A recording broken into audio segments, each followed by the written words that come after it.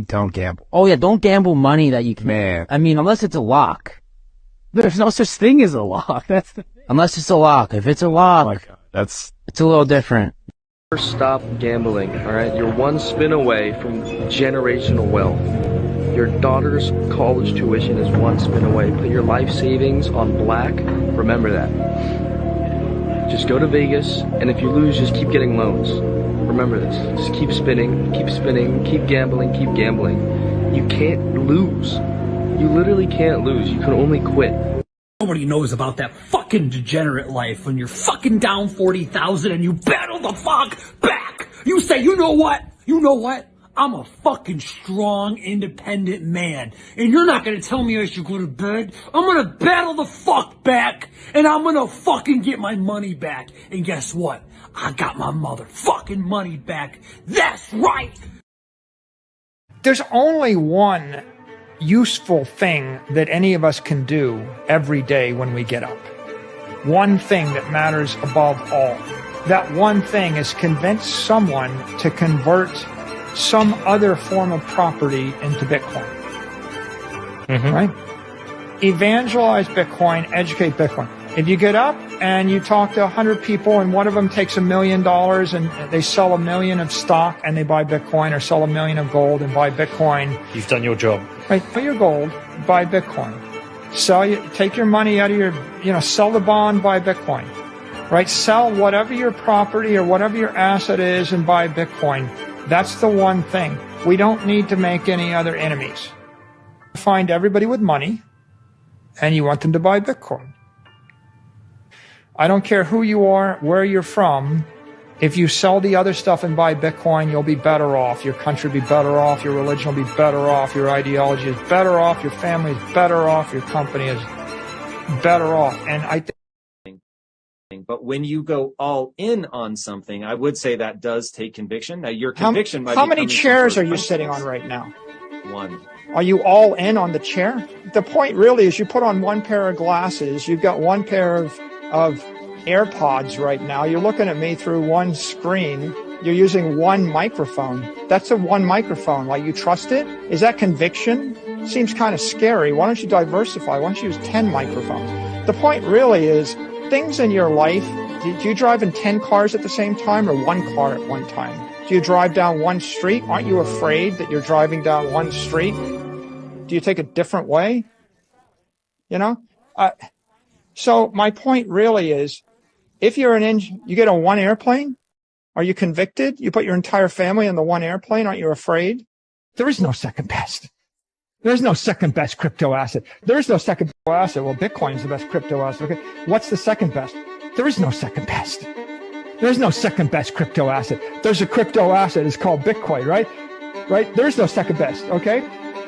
But take all your money, buy Bitcoin, then take all your time, figure out how to borrow more money to buy more Bitcoin, then take all your time and figure out what you can sell to buy Bitcoin.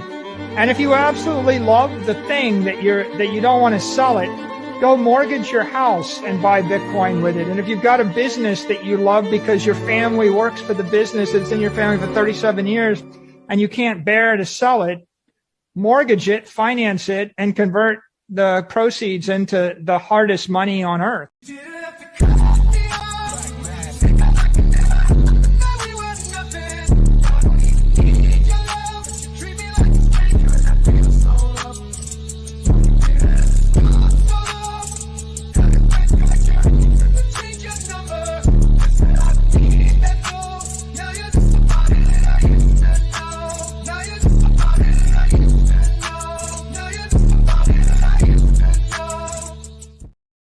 That might be the quote of the week right now.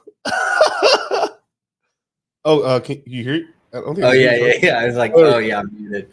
I was just gonna say, we're all in on that one Boeing built airplane. Oh shit, Dude, I didn't realize how much I've been gambling in my life, right?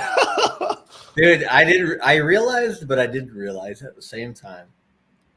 Yeah, and I guess in other news, officially, Pulse Chain is now Pulp Coin, effectively. No, what? I found it really hilarious. A lot of the Pulse Chain. So apparently, somebody from the Tangang or Tangang people paid Dex Screener and they changed the name of Pulse Chain, wrapped Pulse Chain, W Pulse Chain, into Pulp Chain, and then linked it to like Tangang websites and stuff like that. Oh my dude, this is the first time I've legitimately seen people angry at them. Like I'm like, people are like, I'm gonna hurt these fuckers. I mean, I was laughing. That actually was hilarious. To be honest, like I think Pulse Chain needs this shit, bro. Like Pulse Chain needs an injection of some like internal warfare or something, because I usually I don't call for that. I'm like, it's better that all crypto projects get along and da. But at this point, it's like, okay, we got to EKG this shit. Like we got to, put a little life into something. And so if it takes, some graffiti artists, coming in and throwing some paint on the wall, hey, somebody's got to clean it up, right? So, I mean, with my advanced FA, I've basically figured out that this is probably really funny. What do you call it? The shot back to what was that? 2021 days, 2020 days with those glasses. yeah. These are the OG Burberrys. That's right. Like, are they the Clark Kent glasses or the Litecoin Moses glasses, or both? I don't know. I'm not sure, man. But hey, Charlie, haven't seen you in a week. How's it been? Well, no, we have. All right, Charlie, we're supposed to be mysterious. That's right. Yeah, I haven't seen you in a week, bro. Yeah, it's been so long. Yeah. No, just get too used to winning it. It is what it is. So, are you gonna be back on YouTube on Tuesday? Is that your first day coming? Oh no, I'm gone forever. Oh, man. I can leave for like 2 seconds. Fuck off. No, yeah, I'm back on Tuesday, 2:30 to 3 p.m. Well, 2:30 to 3:30 p.m. Pacific-ish, basically.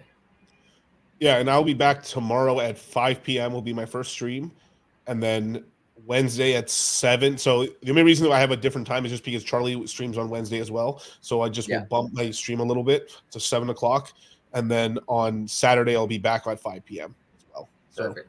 There you go, man. There'll be a video every day of the week, no matter what, from either me or Charlie now. So which day are you not streaming this week? Is what I was wondering.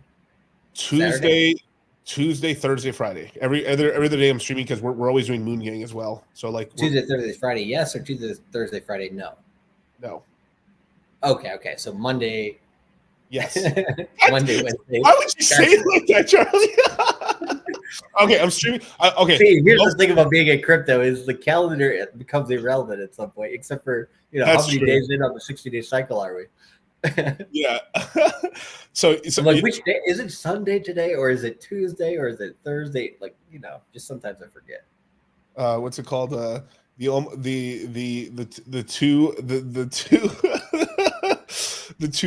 two Omaha professors here are starting to get senile a little bit here. Well, I catch you sometimes, like we're at the casino and you're like, which day is it again? I'm like, dude, I forget. Dude, I legitimately forget, dude. I mean, it's just, and that's really, really cool. We both do. I mean, it's part of the thing of like, when you're not on like the Gregorian schedule, that everybody like forces you to be upon because, you only get national holidays off or whatever. Yeah. When you get off of that train, it's nice. It's like you're, 50% of the time, you're paying attention to that. 50% of the time, you just live in life, which, I think is important. Yeah. So later this week, we are going to announce we're going to be doing a flash webinar for the Citadel this week. So Citadel and crypto mindset courses. So cool, man. A shout out to you guys, man. So that's just the first of the. That's course. Just one of the first. Yeah, we're gonna be doing. Now that we're back, we're officially, we're starting to come back and do. Yeah, it's like, oh shit, we're full time back now. All right, yeah. Well, here's the crazy thing: is Bitcoin literally has not done shit since we finished the crypto mindset course. I'm like a little bit impressed with Bitcoin for a second because I'm like, I don't think I've seen it this low volatility in quite a long time. And every time that happens, what happens? Come on, Bitcoin, do something. Volatility is right around the freaking corner. I just have to ask, when's your last haircut? Well, it was when we were in Miami before the course. So I was thinking before I went to Hawaii, I was thinking, maybe I should get a haircut. It's a good thing I didn't because I, would have burnt the scalp or something. But like, oh yeah, that's right. yeah, like I mean, you can still put. It is what it is. But like, I was thinking probably, cycles wise, it lines up best with like late this week. So we're all going to zero sometime between Monday to Friday. Oh yeah. Oh, but seriously, like in all seriousness, I would say like with a left translated 60-day cycle, that does actually seem like the most likely period for us to kind of get a capitulative low, because Bitcoin is right around that 111-day moving average right now. So, which is fucking cheap, which is like every time Bitcoin's around there in a bull market or below it, you just buy.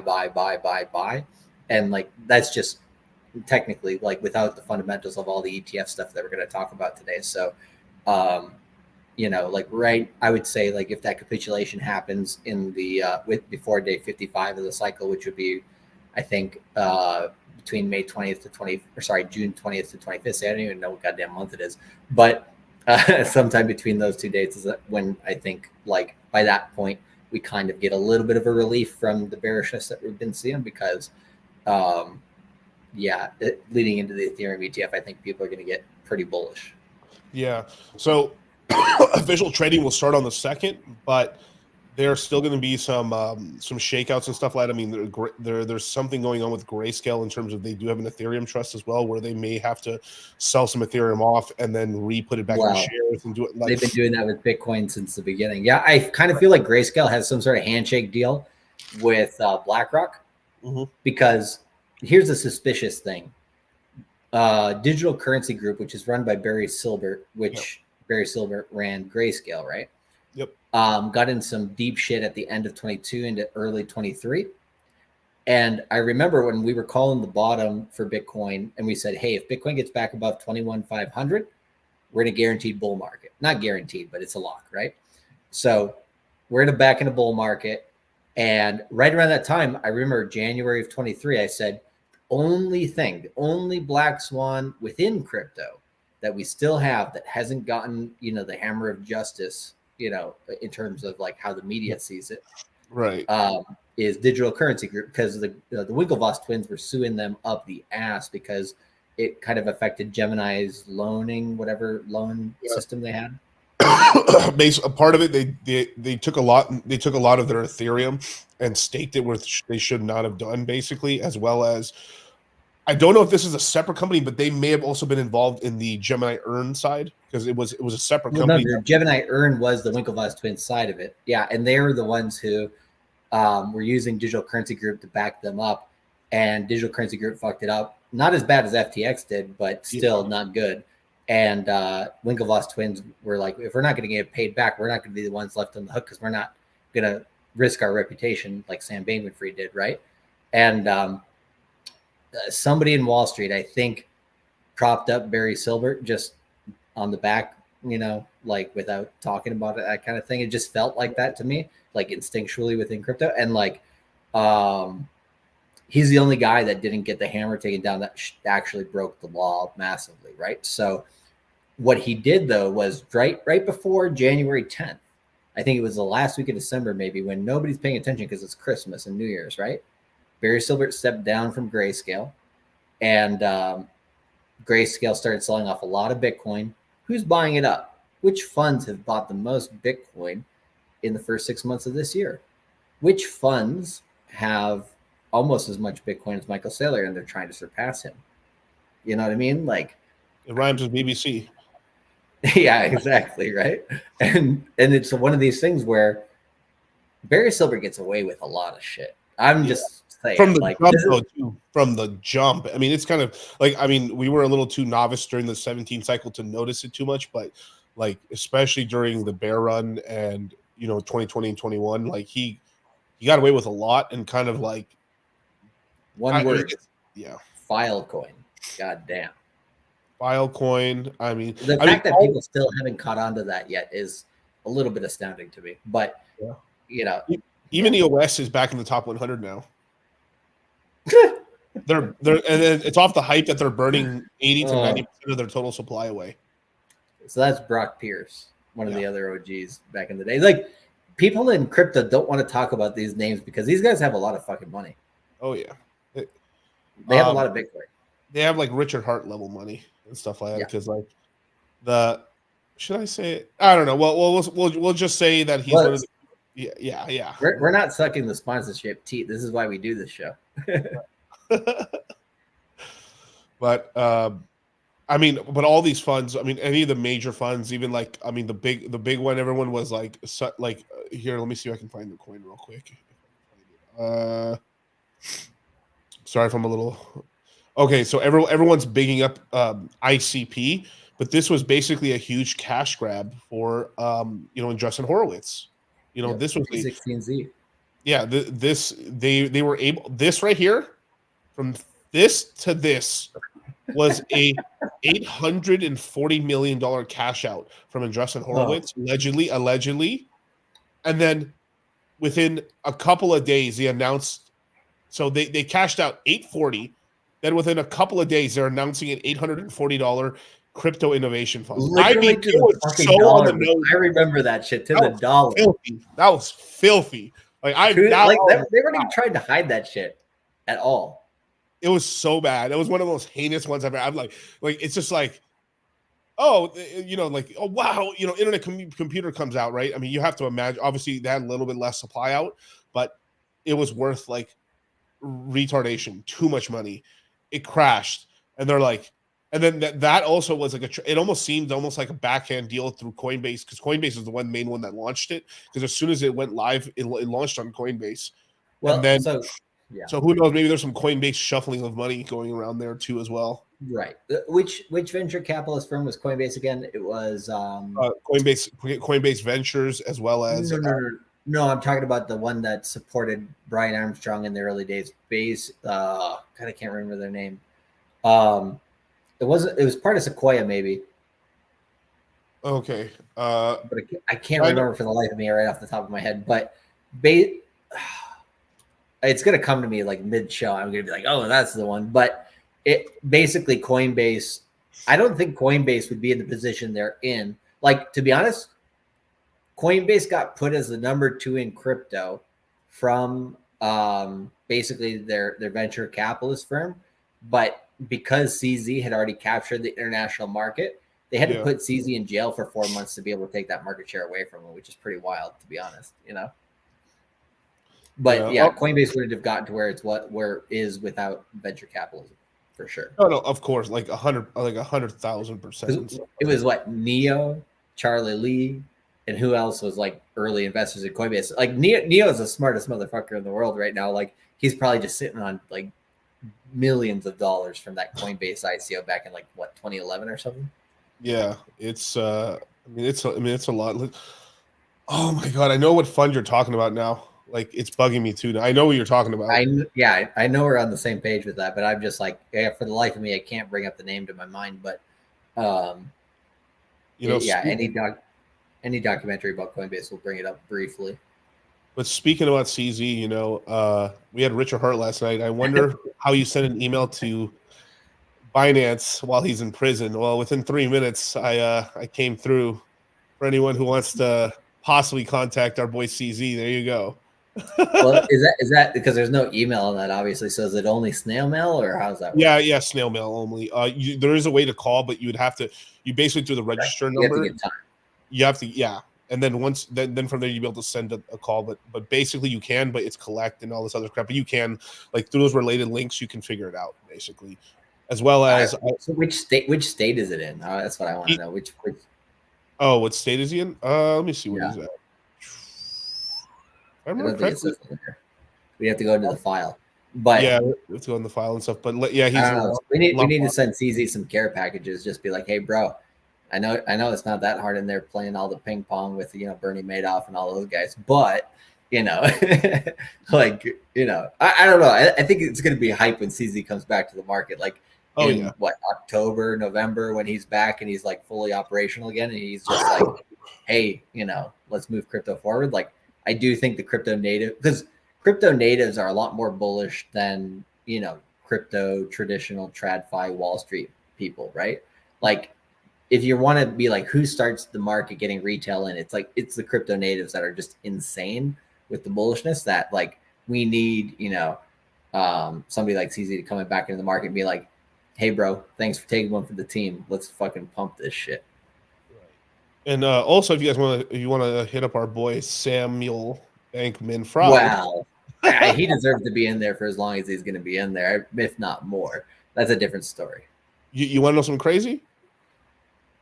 Like I think we talked about this on the last stream a little bit on the last Moon Gang, but like there's a good chance that Weinstein's getting out. And so they might honey dick after a year or two. They might figure a way, possibly, who the hell knows? But like, I totally forgot. I actually had the picture. Fucking weird. I was gonna say, what if Ross Ulbricht and Sam Bankman-Fried come out at the same time?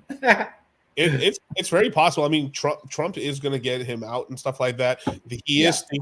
Trump is actually considering Assange, but he's probably not going to do it until he's in office and stuff because that's a little bit of like trouble and stuff with the deep state. Assange or Snowden, any of those guys, like, it upsets the deep state, massively. Because, Now I'm not like. No, I do not condone the casting couch or any of that stuff with Weinstein, but let's just call a spade here, right? Most of the people that did like call him out, they called him out almost like 15, 25 years after the fact. Who's his best friend in all the fucking pictures? Oh, it's his best. How many? Like, this is a multiple choice question because there can be multiple answers to this, but. Who of the most power and repute that doesn't have a stained name really like was close to him and like had to have known?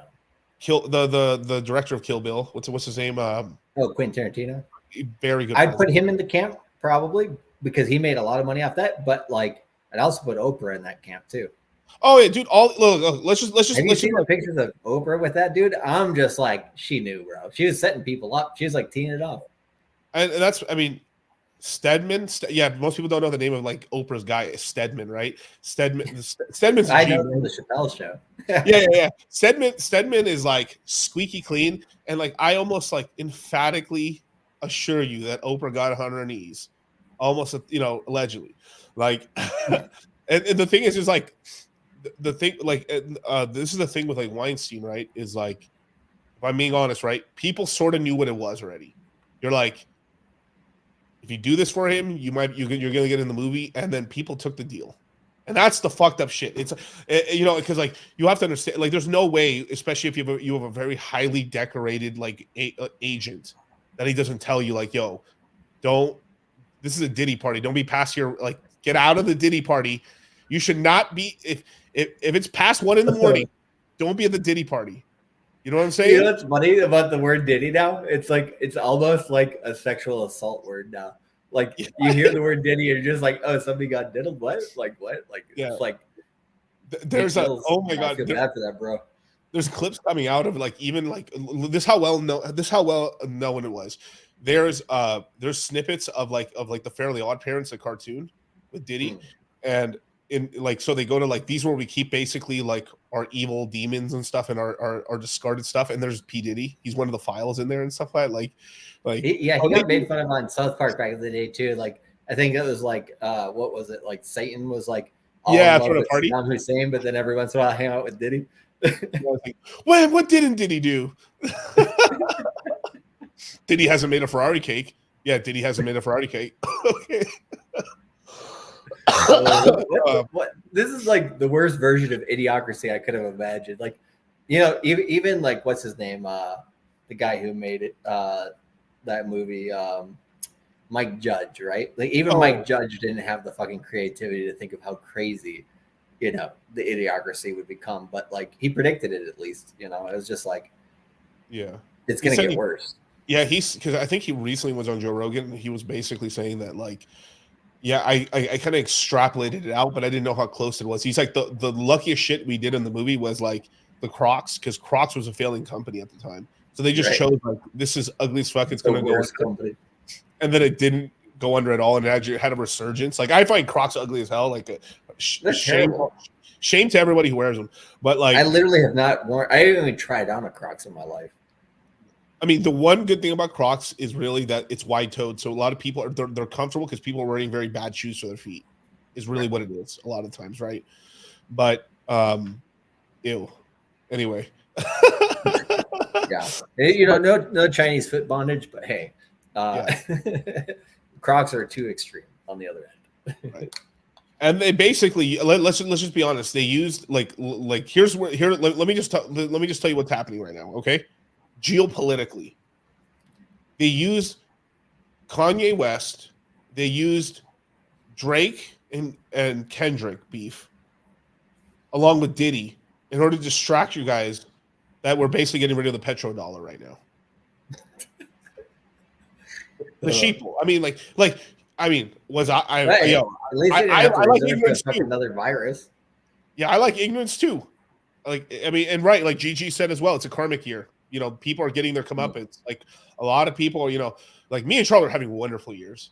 Dude, my vacation last week was the craziest thing. Like every time I went somewhere busy, as soon as I got there, it got unbusy. And then as soon as I got somewhere that was supposed to be busy, that wasn't busy, it got busy after I got there. It's kind of crazy.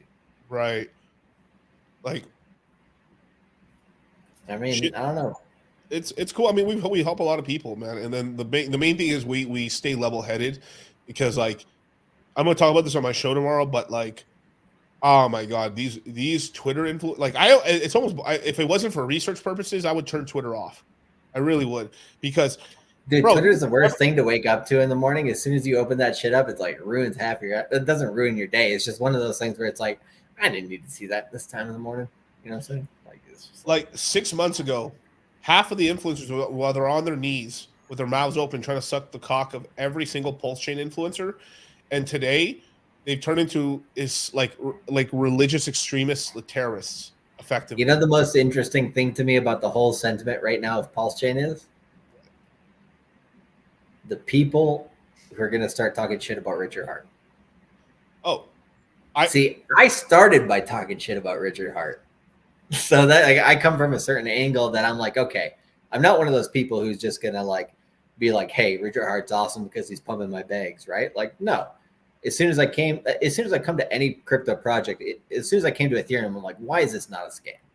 Yeah. Same with Bitcoin, same with any other crypto. Like, I think almost every time I see a cryptocurrency, I start by being like, how's this going to lose me money before I think about how it makes me money, right? Right. And like, so that I think that's a little bit of the reason why I kind of sipped the juice on the Tone Vase bullshit about Richard Hart and Hex at the very beginning. But soon after, you know, I started betting on it, like I was like, oh, okay, I see the points on the other side of the table, and you know, I got changed around. But I would say I see Richard Hart very pragmatically, and like I understand like what he's done so far with Pulse Chain and the community and everything. But when I see people basically who tried to profess like there's a weird section of people, because like you have the maxis of Hex, right?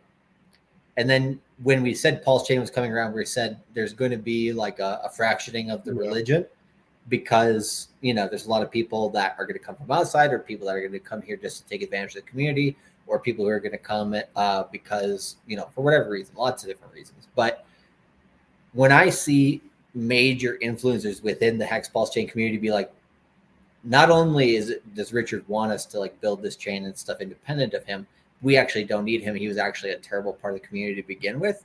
I'm like right? Man, what are you even talking about? Like, I'm not going to say any names right now. But I got a list. Yeah, everybody knows what we're talking about. Santa Claus made his list. Let's say that. But it's just crazy to me because, like, I swear to you, bro, these dudes, half of them would have done some gay shit to met Richard. Well, like they went from being like disciples to Judas really fucking quick, and I'm like, interesting. This is like a social experiment. I'm kind of interested in this, you know. I mean, it's kind of hilarious because they like their whole personality was based off of Richard being incredible in Pulse Chain and stuff, and now they're like, well, it looks like the stuff that's getting me plays is being a hater, so I'll just be a hater now. So it's kind of betraying. That's what it is. That's your own what it stuff. is. It's literally pandering to the flavor of the goddamn day.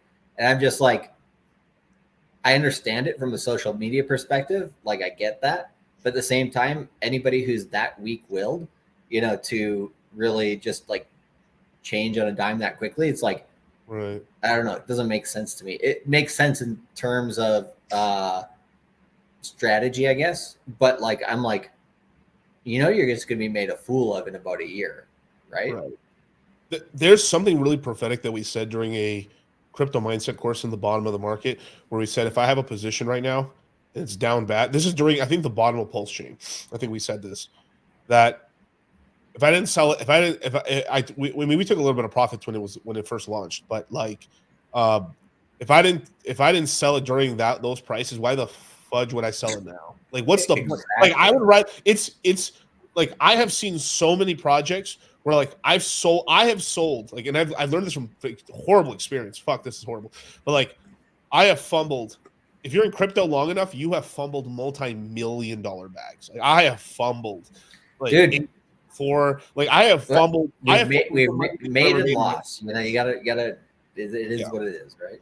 So it's a sort of thing where like, the profit isn't worth me not having the lottery ticket and not having the ticket and stuff. And it's obviously like, it's an investment, not a lottery ticket, right? Of course. But it's a little bit of both. I mean, there's it depends on how it pans out at the end of the day, right? Correct. Like, it will turn into a lottery ticket if there's no substance behind it, but there's plenty of opportunity for substance to be built.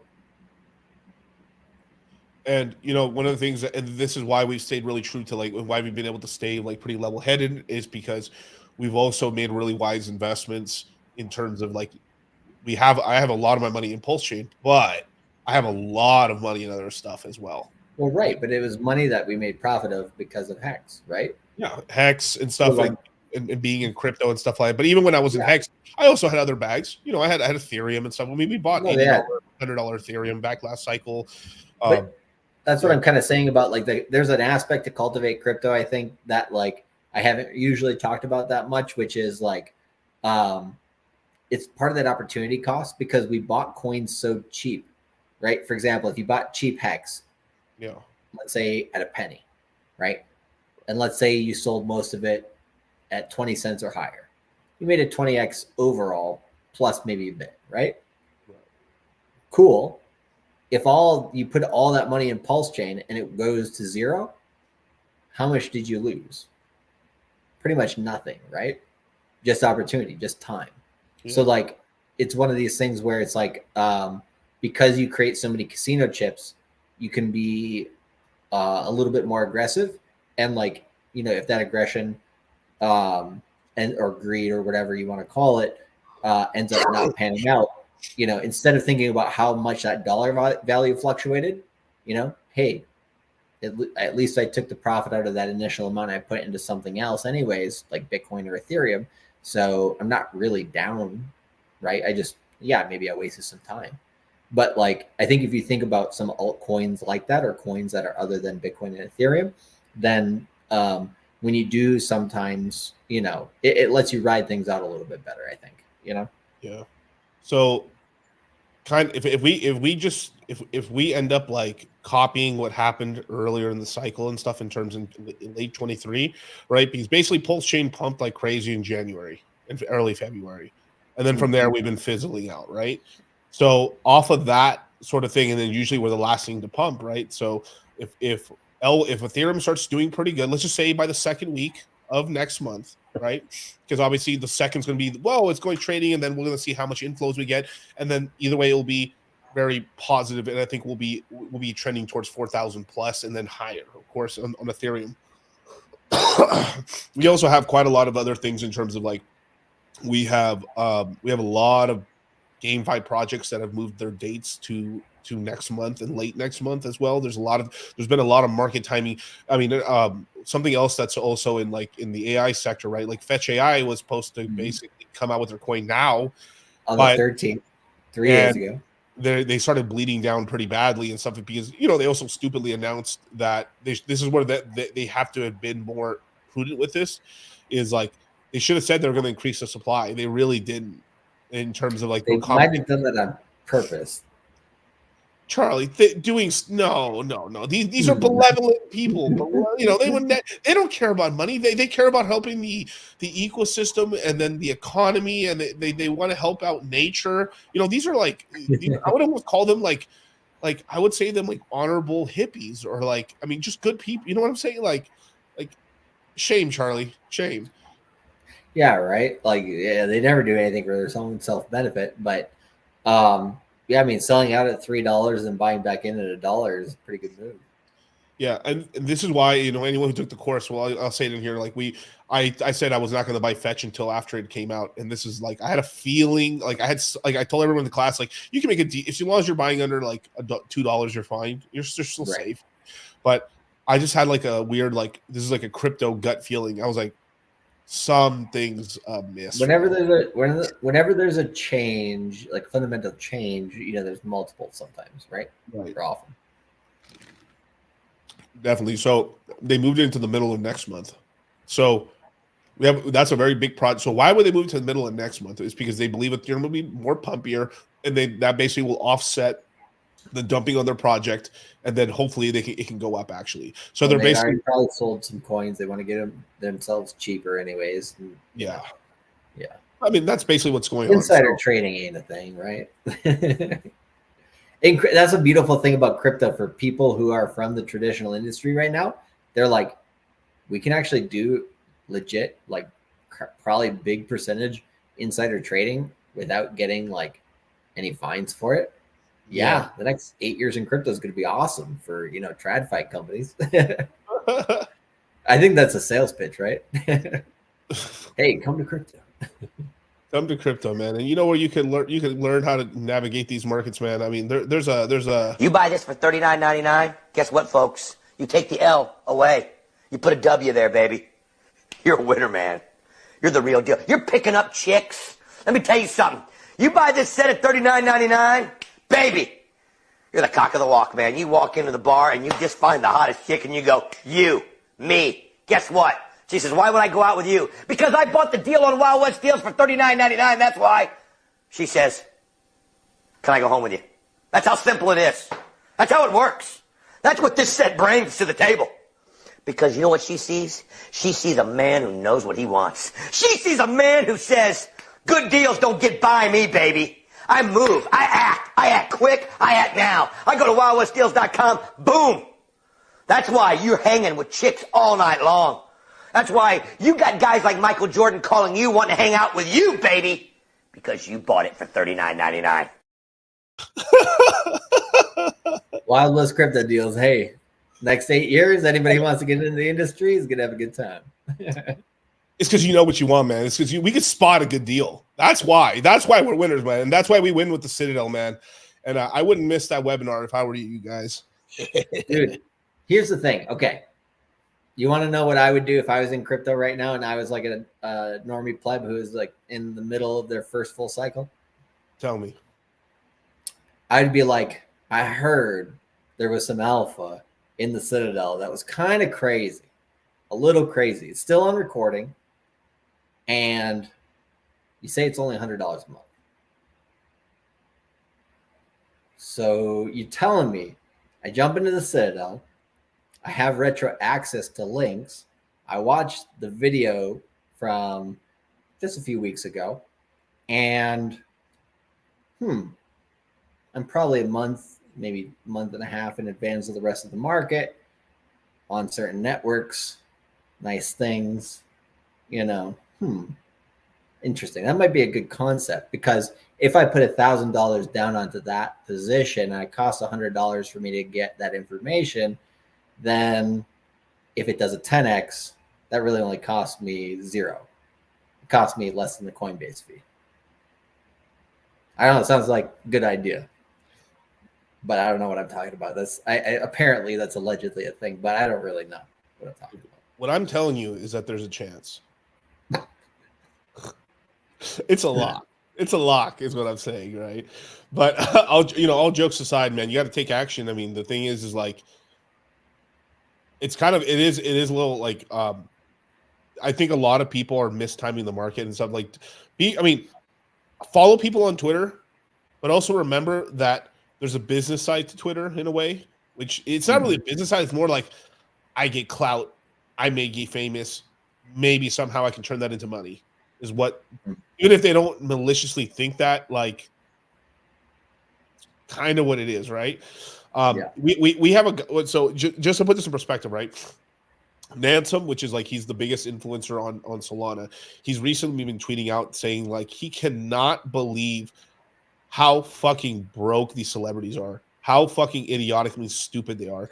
He's been yelling at celebrities like, stop, just talk to me. We'll teach you up in crypto for 3 months or something like that before you launch this shit.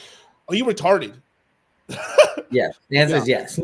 Yes. They're almost Here's the thing: is the celebrities probably aren't as retarded as the politicians. The politicians need insider information to make money, right? And if they didn't have that, they'd probably be just as broke as those people doing crack in San Francisco. Bro, you need to leave my girl Nancy out of, like, I don't know, like you're sounding like you're attacking Nancy right now. You need to chill, bro. Well, I mean, she'd probably find a way regardless, but I mean, maybe more like Biden's type. He needs to be a career criminal legally, right, in order to get where he's at. Right. Allegedly. I mean, his son's just, an apple that falls just, so far from the tree. Yeah, so far.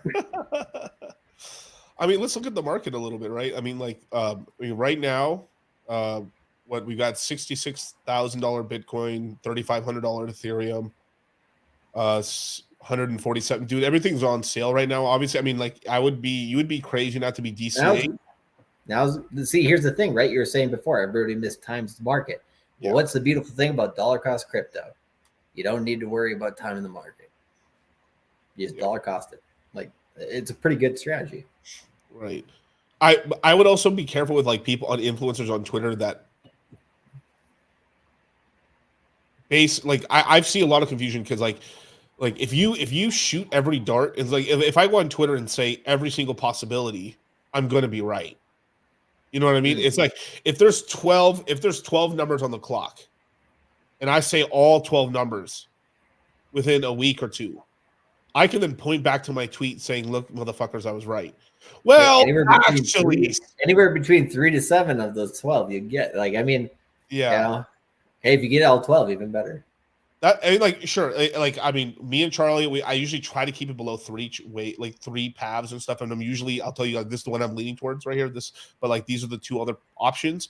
Everything can change in a dime. But like, I'm starting to get a little irritated with people on Twitter and stuff where they're posting mental lapses and like very, very confusing sort of things. It's a strategy basically. Like, let me tweet out every single possibility, and then you'll forget about it because I'm always tweeting all the time. And then when it happens, I'm the God trader. I have all answers. I am the Almighty. Well, bro, I mean, if I say every single price point, if I tweet out right now, I think Bitcoin will do this. I think Bitcoin will, and I spend a couple weeks tweeting shit out like that, I can come back and then I just delete the ones that are wrong. Look at that. I called it, bros. I've been calling it. Most of the internet has a memory span of a goldfish, so easy. You win. Just be careful with this Twitter stuff. And the thing is, it's harder for people to do it on YouTube and stuff a little bit. But like, I mean, people can do it with clips and stuff. But like,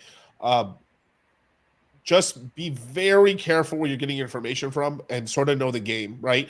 The game in the poll. And I'll even bring up the pulse chain side just because it's like it's something I'm going to talk more tomorrow. I'm going to get off of this and stuff. But like, they're all trying to shill you into low market cap meme coins because they have positions where they can make money. Because right now, that's how you make money in Pulse Chain right now. That's when you make money in Pulse Chain right now is launching meme coins. And there's nothing wrong with meme coins. Like, fuck, I got into Pepe. I went into Pepe, but I usually talk only about coins that there's no possible way me and you are gonna fucking move it. There's no, like, how the fuck can I move Pepe? Yeah. It's fucking $5 billion. And I'm talking about real money. I'm not talking about the crackerjack money that half the meme coins on Pulse Chain have. I'm talking about real fucking money. Where like someone could take 100 milli off the table and like legitimately take 100 milli off the table. You know what I'm saying? Like, so it is what it is and stuff like that. And anyone you think I'm talking about, yes, sure. All of them. All of them. They all do it. They all do it. Like, they all do it at some point. Some more than others, but yes. My favorite pulse chain influencer? Yes. No, Jesus, no. Say it so. Say it so. Yeah, and then, like, if they're not if they're showing their face, I give them more credit. Yes, B Roots is like been pretty steady on his shit. I got to give him his flowers, right? Sobi's out here with his face, but there's a lot of people with these nameless avatars. Your opinion fucking almost doesn't matter. I'm sorry. Now I get it. If you have a really if you have a really crazy ass job, yeah, you don't want to lose it. I get it. I understand that. But you also have to understand, because you don't have your face and you don't have the skin in the game, your opinion matters less. It really does. Even if yes, I'm king retard. Sure, I'll take that. But I still have my whole. I mean, I'm out here. Like that's really the skin in the game part. Well, like, whales have skin in the game in terms of being known as whales, right? Which is good, but a lot of the times they're still like they're never gonna show their face a lot of the time, right? But in the last cycle, I did see a couple communities where the whales showed their face, and dude, that was almost as powerful as having a good leader, right? Yeah. Like when a whale shows their face and says, "I'm like," it's like the Michael Saylor effect, essentially, right?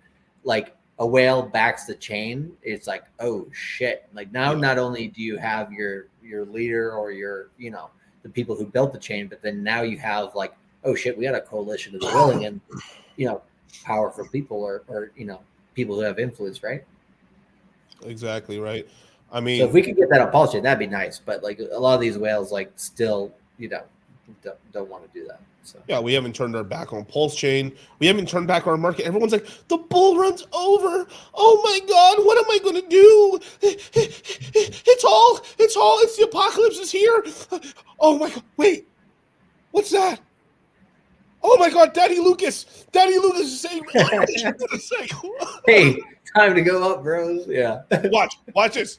Because Bob Lucas, I'm not shitting on Bob Lucas. I'm shitting on some of the followers, on some of the YouTube secret followers. The lemming effect knows no bounds, right? Like even people in crypto who think they're so smart. Bro, I buy, bro. YouTube channel is safe, bro. If Lucas says I can buy, bro. My YouTube channel won't get flagged. I can be smart, bro. Like. Well, it's all Bitcoin maxis too. Yeah, but it's also some side things too. But like it's like I remember I always give my flowers to Bob Lucas. I'm not shitting on Bob Lucas. I'm just like I just seen the pattern. It's like Bob Lucas says something within 2 weeks. It's now safe to say so because Lucas did it, and like also they wait a little bit for the Lucas video to go down, like get out of it because we have short-term memory loss, and we wait a week or two. Yeah, you know what? I think we're already close to the bottom. I'm gonna start DCAing here in the market and stuff. Like you'll start seeing it, right? It's hilarious. People want like that's the one thing that's interesting, right? Like a British accent. Well, I mean he's Australian, but like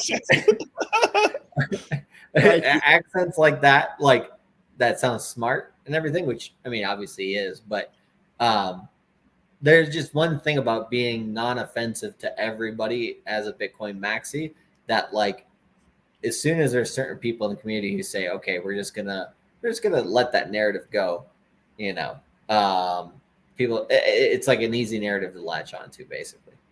Yeah, I mean like being a Bitcoin maxi is the safest shit. It's like water's wet. Right. It's like so easy. Buy Bitcoin. That's it. I mean, like, it's the easiest. I mean, like, we've said it a bunch of times on the channel. We go to the Bitcoin conference. No one tells us to buy Bitcoin. They're all talking about fucking altcoins. I mean, they're just trying to cultivate crypto, make more Bitcoin. I can't blame them. This is one of the wisest things I've ever heard in an interview, and I'm just trying to remember where I heard it. The original thing that people did with altcoins when altcoins were this is when color coin, dark coin, world coin, tree coin, the original altcoins that were created that all failed. The reason for them were basically as a way to speculate to create more Bitcoin. And the Bitcoiners can never say that's the quiet part. That's the quiet not part. The case anymore, Miguel. That's not the case anymore. I'm not saying it's not the case anymore. I'm just saying it's like they just won't admit it. It's like it's okay to take some of my Bitcoin to see if I can make more Bitcoin or make more Ethereum. It's like, look, when we tell people in the portfolio, right? Track your investments based off of, if I use Pulse Chain to invest into a coin, have I made a return versus my Pulse Chain? Did I win versus my, or was I stupid and I should have just kept it in Pulse? If I'm in Solana and I put money into Ponke, did I make money in Ponke? Yes. That was a good investment because I'm up on my Solana. If I take my Ethereum into Pepe. The money is the base layer one. Right. So you could at the end of the day, depending on what you're trying to accumulate. I'm always trying to accumulate. If I'm going to take some of my portion of my Solana, I want to make more Solana on my Solana coin investments, my Ethereum investments. And if I Bitcoin, I just keep the Bitcoin, but any of this other stuff here, that's how I treat it basically. And no matter what, we're in the casino, we have the house edge. It's just more of like, it's just like stupid. It's like impossible. Like you throw $1, how are you not going to have 2 by the end of the year? It just doesn't, it's not going to happen. It's just the mental lapse. Like I understand most people don't have money. They don't. You guys do because you guys are smart. But like the average person outside of this channel and Charlie's channel, right, and the Moon Gang, the Citadel and stuff are like broke plebs. And that's okay because we came from that too. Like we were working stiffs, you know. Right, but we had the attention span of not a goldfish, right? Like it's like, yes, we would listen to, you know, hour-long streams or multi-hour long streams or whatever, you know, or read some ridiculous Twitter thread. You know, it's one of these things where people are like, well, just give it to me in bite-sized content. Just give it to can't you just distill this down into like 2 sentences so that I don't have to watch you guys? Like, bro, like it takes a little bit of work to, you know, sift the gold through the river, right? But like at least, you know, like we've done a few layers of sifting for you already, right? But it doesn't mean like we're gonna shit out fucking gold, you know, every single sentence that we speak. It's like hey, Charlie, speak for yourself. But like, right. Oh yeah, yeah. You're a genius. Yeah, you heard me right now, Charlie. Mystique, Charlie. Right. I mean, this is why like people use Halo effect. Like, this is why we've, you know, become very proficient in one place as much as you can, but then also try to become proficient in a couple other places. You don't have to get to master level. And then put smart people around you who are proficient at stuff that you're not proficient at, and then you're proficient at that they're not proficient at, so that you know, like create a fucking team. You know what I'm saying? Like there's a lot of people out there that are just like, you know, I'm gonna do everything, and it's like, you know, Goldman Sachs doesn't do everything with one person, right? Like, come on. So if we look on here, right, Pepe still at a $5 billion market cap. It's held up pretty well. One of the ones we've been calling forever. We should show off more about this and stuff like that because we were the first people. I would say borderline one of the. I mean, I think we were basically the first people talking about Toncoin. November of 2022. Look, where is that on the chart? Oh, November. Let me see. Nope. Actually, yeah, November. That's where we started talking about it a little bit more heavily, I think. Yeah, about $2 and stuff like that. It's one of the coins. It was kind of going sideways, went back down to $1. Went back here a little bit down here. And it did a lot of nothing for a very long time after that. Yeah. And it's one of the coins that have been outperforming during this little turbulent time. It's gone up to about, you know, speaking about $8.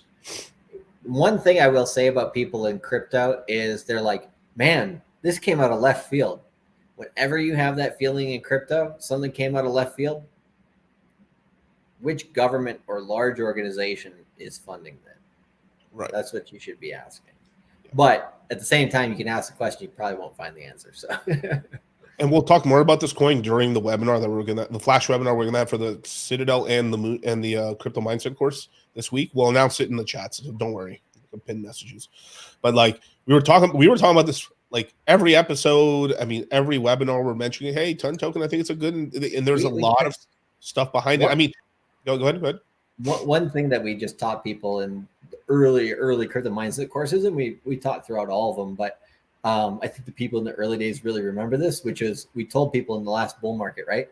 Hey, best information comes out in the bear market. Why? Because there's fucking nothing going on. right? And so when we were talking about this, like if people go back to some of those videos during that time, right, late 22, early 23, catch us talking about Tone Coin, you probably piece a lot of this stuff together that at this point or later in the bull market, you know, tends to get swept under the rug.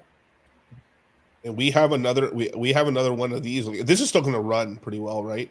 But it's probably it's going to go up probably to $10, maybe $8, and just chill out a little bit, and then have its run as when the market heats up more, because it is a very large market cap. It's almost $20 billion, right? That's no, it's in top 20, right? Yeah, it's top 20. It's number 10 actually in market cap. I mean, the only thing above it is excluding stables and stuff like.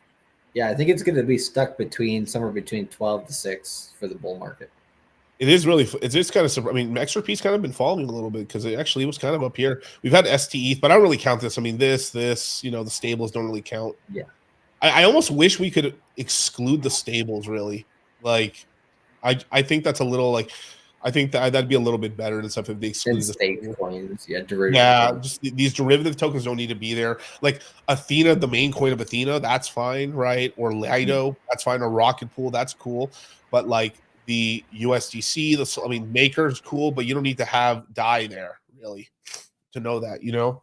But we also mentioned for the past course, the not token, we had mentioned it for a while there too, but before it was really a token, really. And shout out to anyone who wants not token. Yeah, it does not exist. We'll pay you to use it, basically, right? No. But the ETF Mania is going to start once Ethereum stuff starts to go online. All they really need to get is about 25% of the inflows that Bitcoin's getting, and that can start, really having a positive effect. I mean, all Ethereum has to go is above $4,000, and everyone and all of crypto Twitter, all of Pulse Chain shuts up.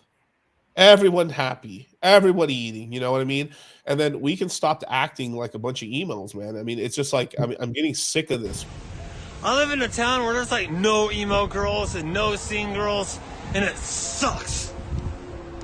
There's all these basic bitches who listen to Taylor Swift. Ew, Taylor Swift's disgusting. I'm just really pissed. We've had an all-time. I think we had BNB recently cracked its all-time high. I think. Yeah, no, BNB's on a fucking tear, man.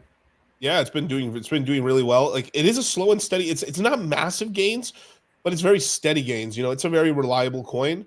It's just like the risk with this one is the sentencing. That was the kind of the risk with this. But now with 4 months he's out, like we've said, this coin is going to like $2,000+. That's not that of a hard thing to say because it's like.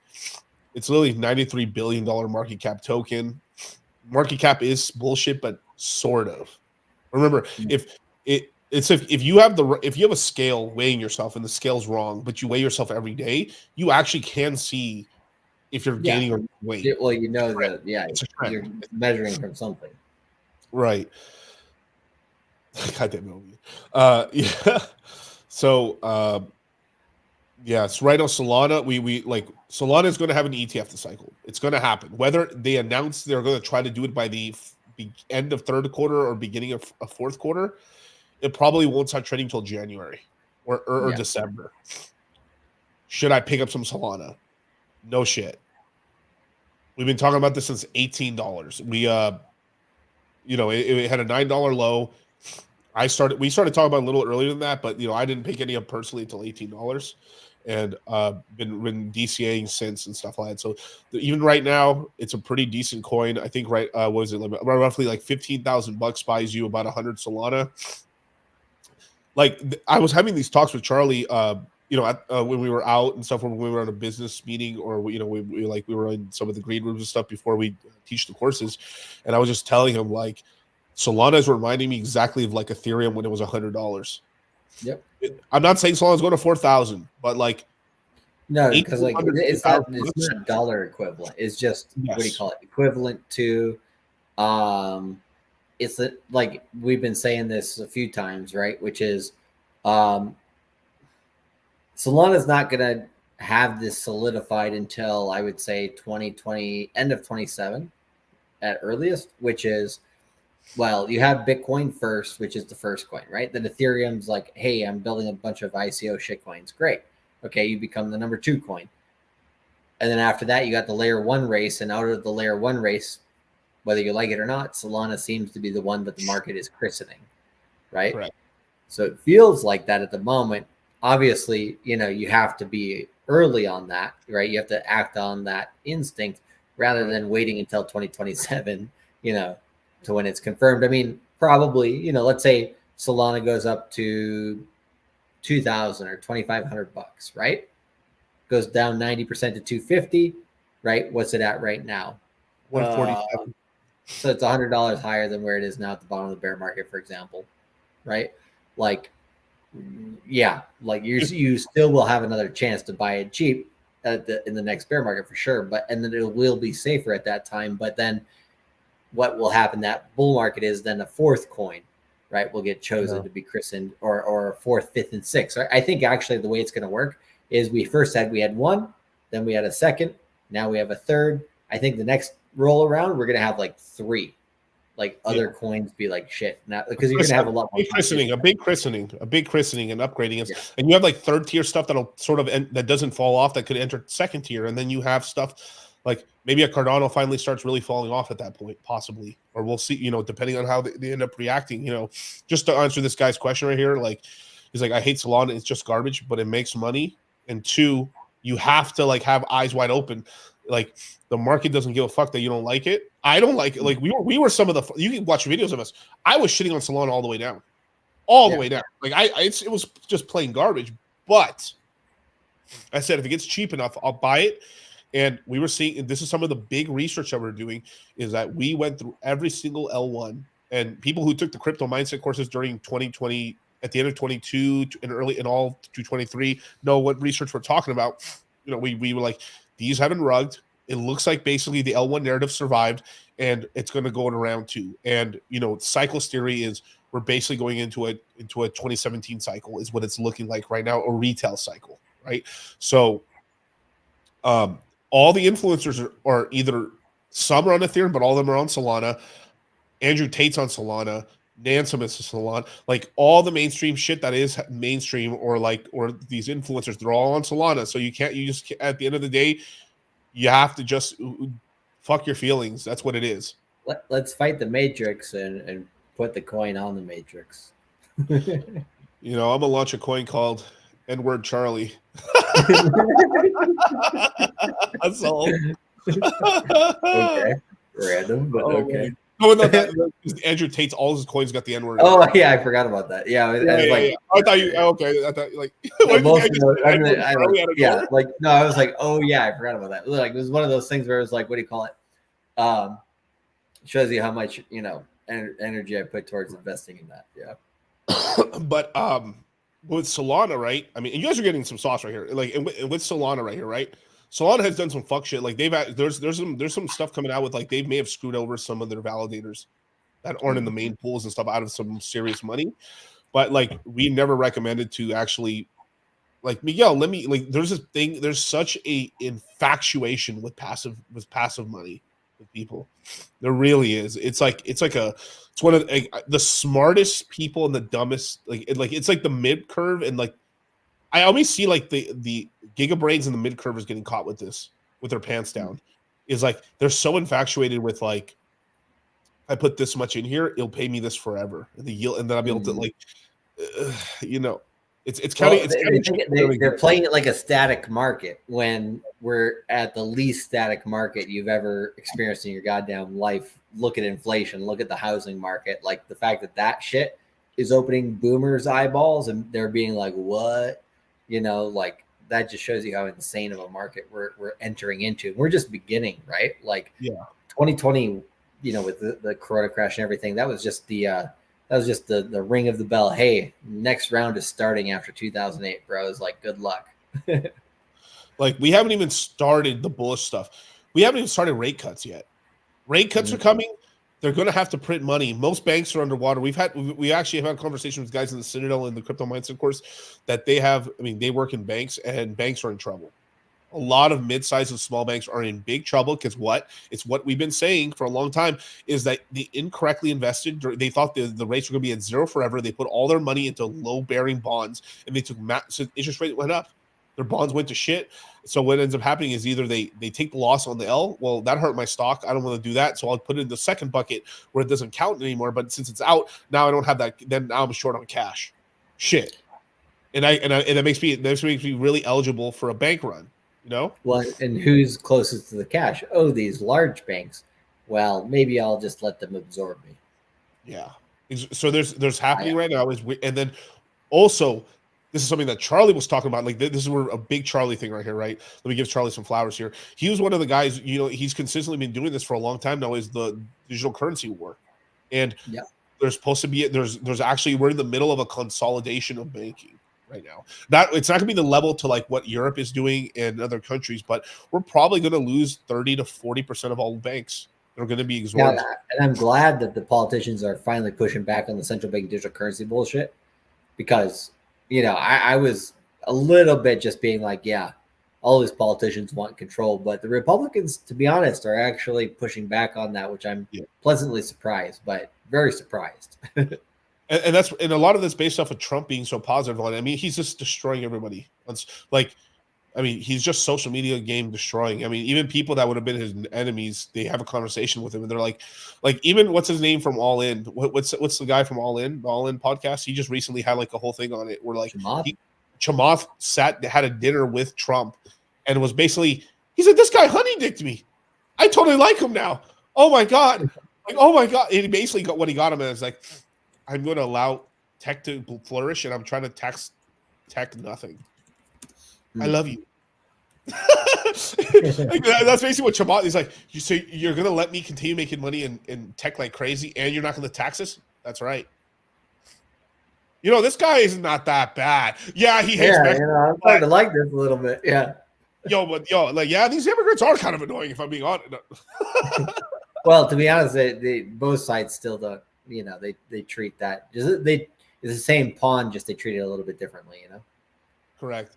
And like at the end of the day too, this is something that's not really, I mean, I would love to have this conversation with Trump if I could have it. I mean, I'm pretty sure he knows, like the real math behind everything in the world is really just, is your population growing versus is your tax cattle growing, right? If there's more bodies, then you can borrow more money. And then because there's more people in the future, they can pay off. It's a Ponzi. Everything's a Ponzi. And what a good Ponzi is like just basically supply and demand versus actually like a oh my god, this is really just dog shit, right? But everything is a Ponzi. Your life will end. Your life's a Ponzi. You won't last forever. You know, if you have like Apple, if no one buys iPhones, Apple goes under. No one buys anything from Apple, it's gone. No one buys Disney, it's gone. That's what happens. No matter how much money they made. So it's all about demand, basically. So countries around the world, whether there are people like it or not, the governments, and really it's the bankers and a lot of the people in the finance part of it are basically telling we need to allow immigration, even if it's illegal immigration, because these people have kids and they will stave off our countries evaporating effectively. And basically the game right now is how many of can we keep our country from evaporating more than the next country? Because it's all, at the end of the day, it's all a comparison game. How is my country doing next to the next country? If I can retain 80% of my population versus this guy who loses 80, I'm winning actually in the future. They've already lost already. There's no way they're going to get the replacement. So it's really just a game of like who can evaporate less over time is the big game, you know? So, literally Japan's over there saying like Japan's giving breeding licenses to weebs right now.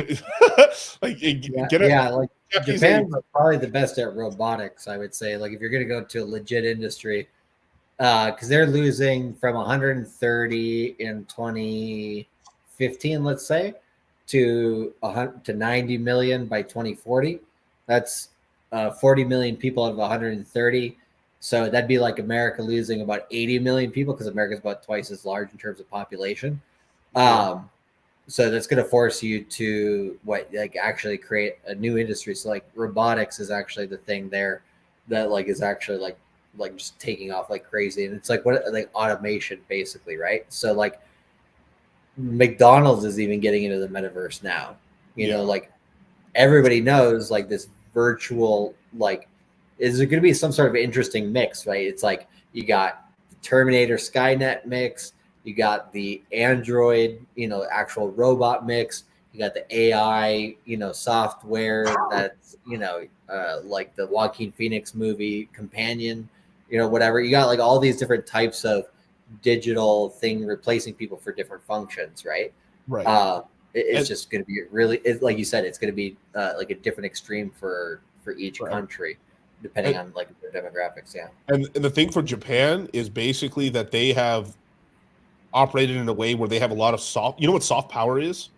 When countries exude soft power, it's basically that their culture. So a way for them to be viewed as larger than they actually are, as well as it makes it hard for countries to attack them, is to exude soft power. So this is exporting culture, right? So anime, and like this is actually Americans have been the best at that with Hollywood. Like that's the only reason why there's so many terrorists that are like, I hate these motherfuckers, but they made that fucking Top Gun movie, so maybe I won't bomb them tonight. Right? Yeah, Top Gun was a great movie. Top Gun was a great movie. You guys, it's better than the first movie. People say haram to that, but like, bro, it's not even comparable. I rewatched the first Top Gun. Oh my god, bros, it was trash. Like, there's barely any planes in it. Like you could almost say like Tom Cruise is like. Anyway, I'm not gonna go into it, but like, there's like a whole conspiracy theory on Tom Cruise is actually like gay in the movie, and he was like wasn't sure if he was gay or straight or whatever. Hey, as long as he makes more money, right? And the whole thing was pushed out by Quentin Tarantino, actually, because he's one of the guys that said it. Like, well, he's just what do you call it? I would say Quentin Tarantino is like the what do you call it? What's that guy's name? The Freud of movie psychology.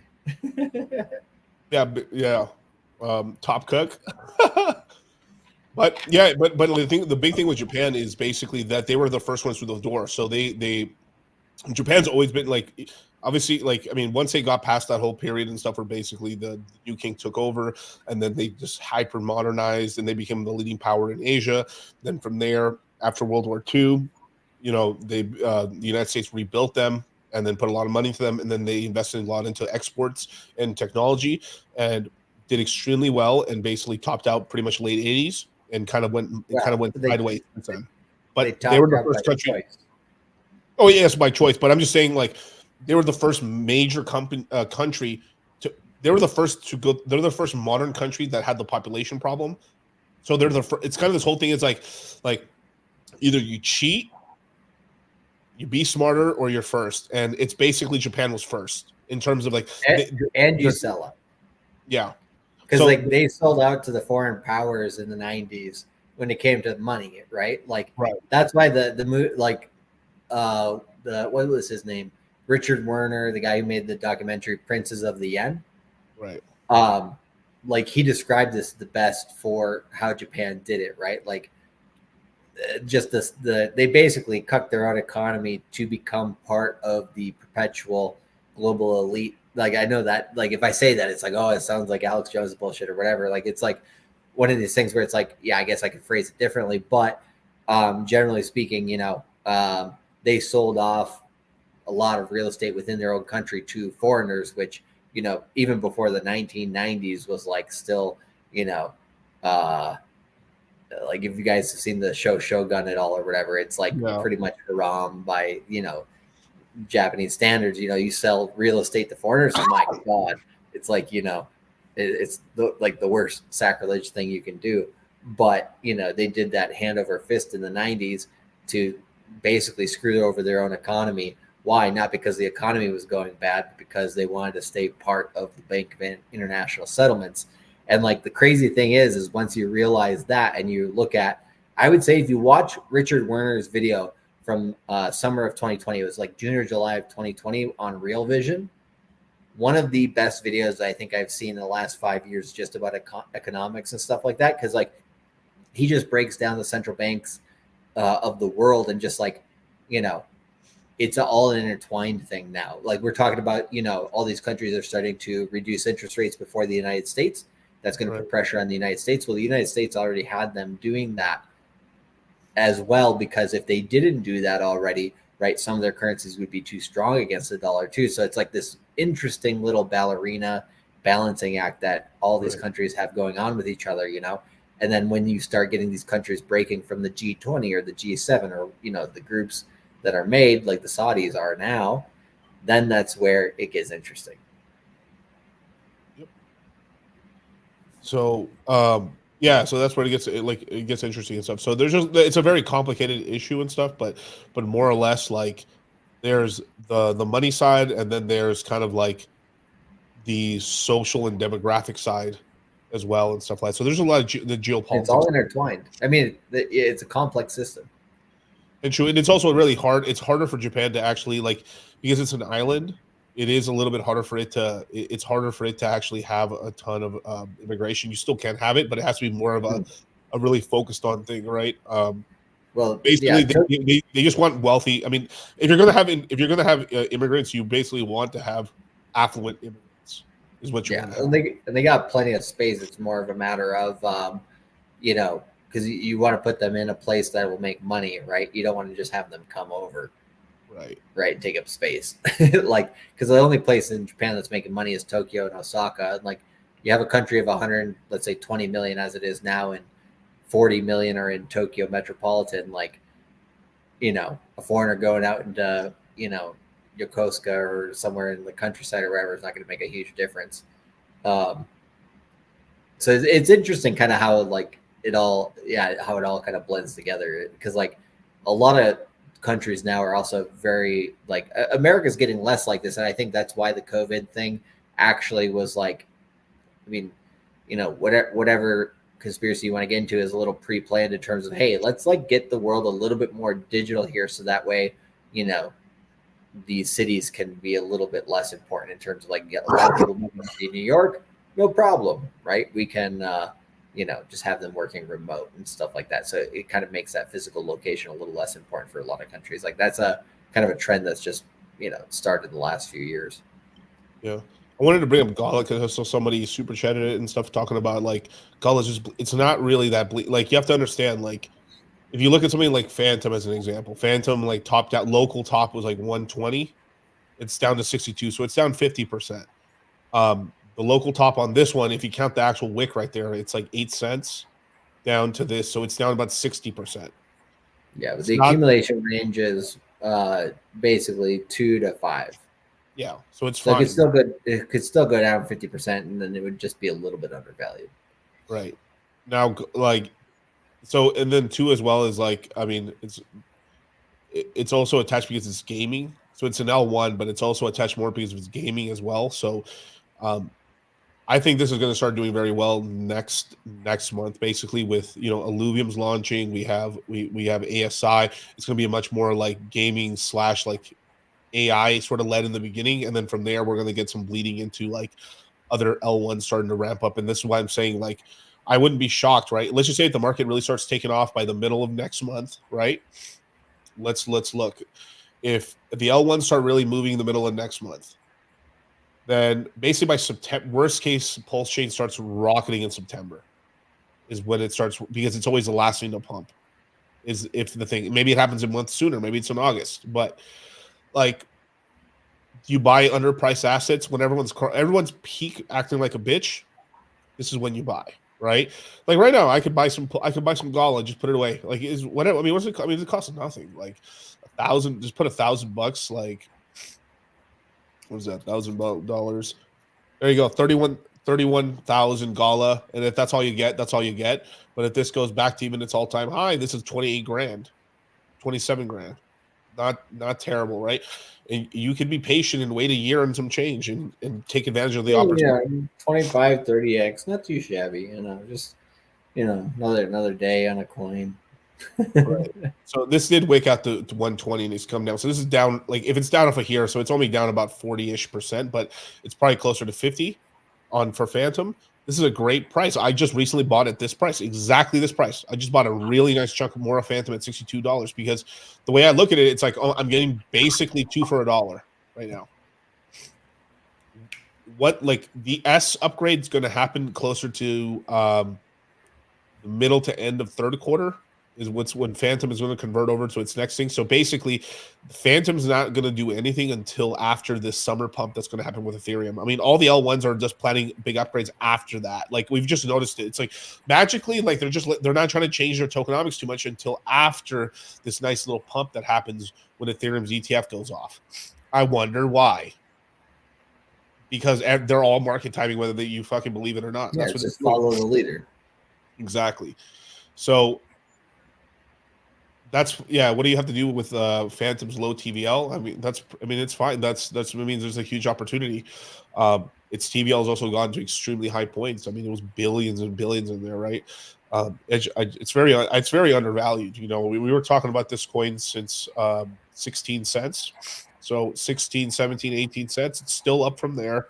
It went up to 120. So this has been a really good performer, as well as the ecosystem tokens are on this next run up are going to do very well. So I've been actually buying pretty heavily into the ecosystem. So we'll talk about this in the webinar if you're in the Citadel. So way. Yeah, and it's one of those coins that, like, because it goes through a rebranding, it's gonna be kind of in like accumulation of higher lows between now and that September period, really, which is nice, right? Because it's like it's not fun because it's not like the most action, but it's nice because at the same time, like you'll gain slowly until the altcoin season really pops.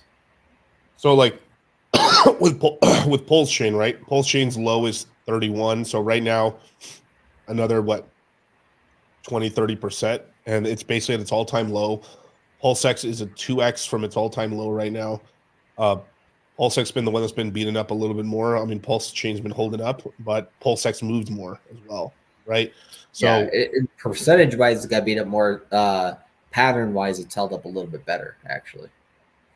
Which I think there's like more support for PulseX just simply because there's more holders of coins that are selling.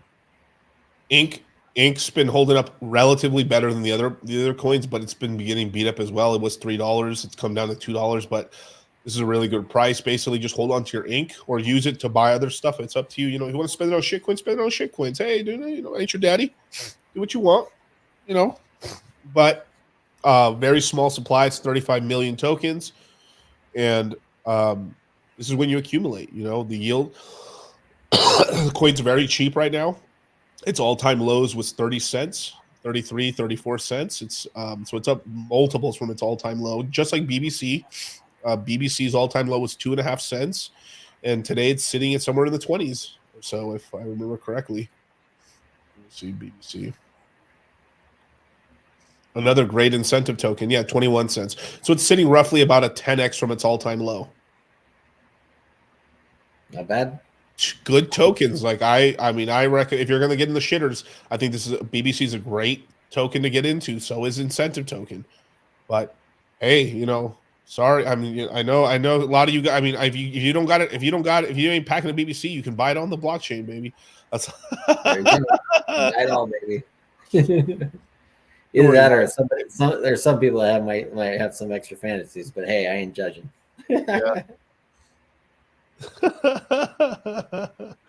Oh, dude, I almost said the horrible joke. Holy fuck! I'm glad I stopped myself.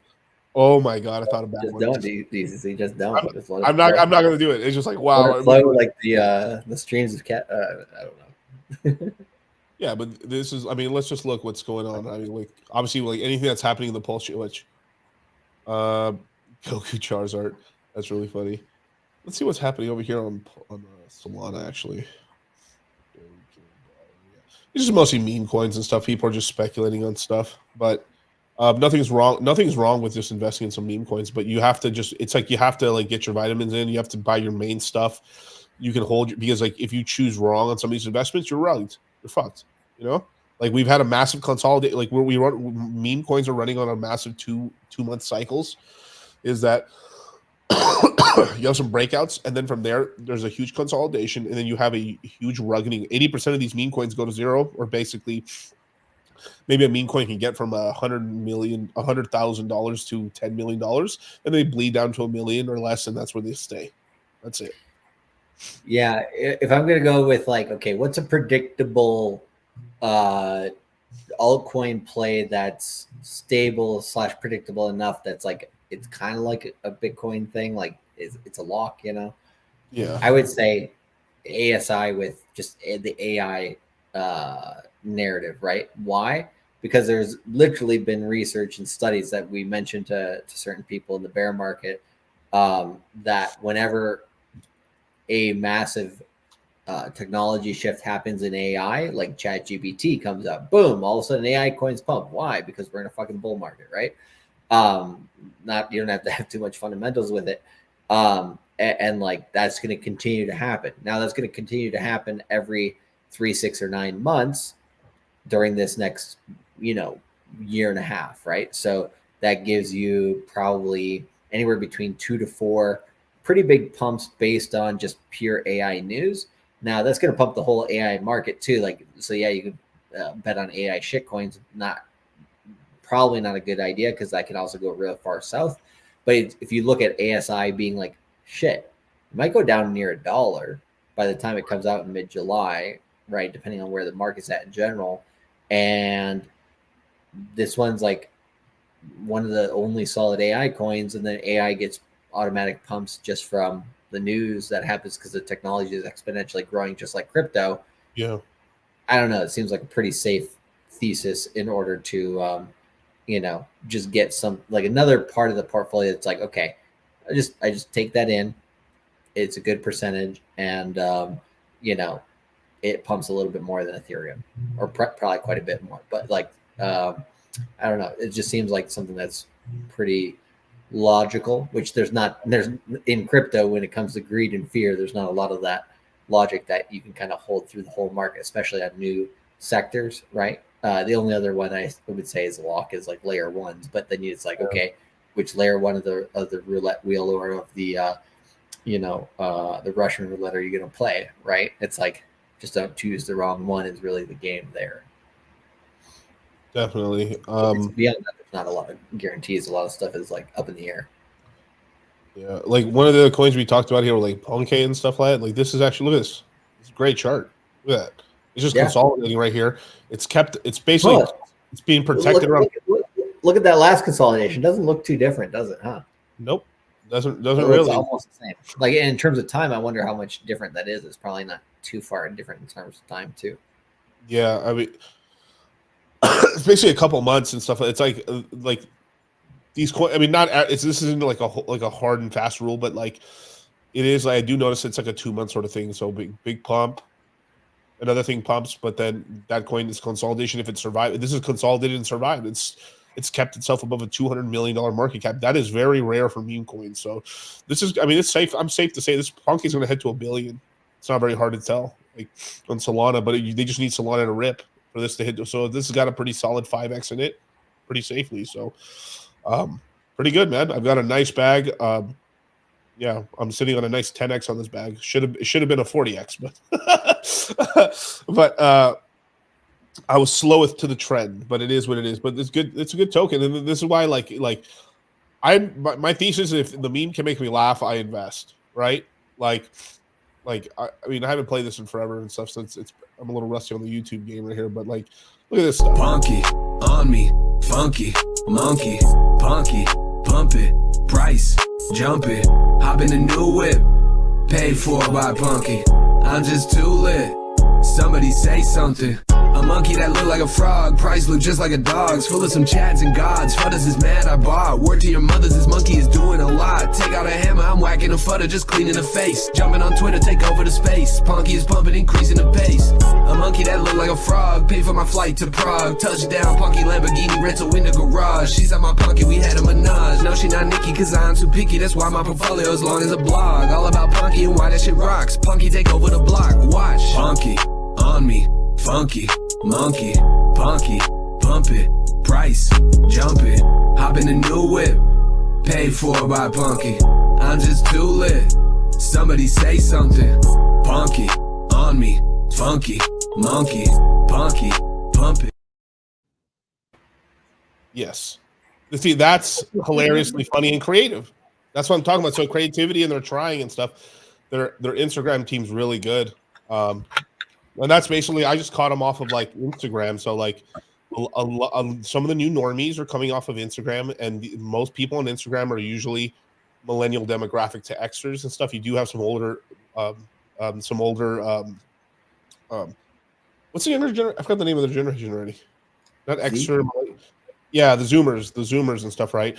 But most of the Zoomers on TikTok are broke, so they really can't buy much and stuff like that. Their buying power is nothing. So, Instagram is going to be one of the main metas. Doesn't mean you can't see something burgeoning over there, but it has to be almost like 10 times more popular than it has to be on Instagram for TikTok to move it, really, because most of the TikTok guys, they just don't have much money. These kids are like all 25 and under, and really between 15 and 25, and they're lucky to scratch $100 between them, versus like Instagram, it's 25 to 45, and everyone's working and they have more money, so they can put thousands of dollars down, so you can get dramatic moves in price. So if I look at Ponke Solana right now, right, they're sitting at 336,000 followers on Instagram.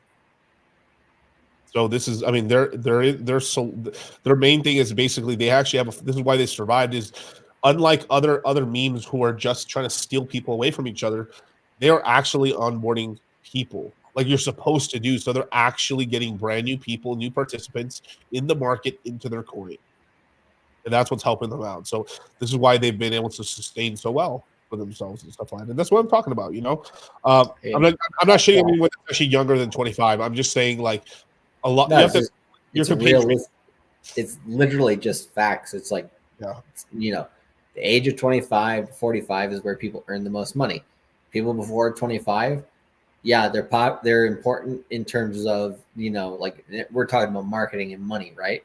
Like, they're important in terms of getting something popular because it gets things popular for everybody else, versus, people who are older than 45, like 45 to 55, they'll like placate you. But after you're 55 years old, you're like, the best you're going to get is like, some insurance videos and stuff like that on advertising, because you're past your prime earning years, so you're not going to be spending as much, right? Like, they just focus on advertising to people who have most money in their wallet that are easiest to spend right now.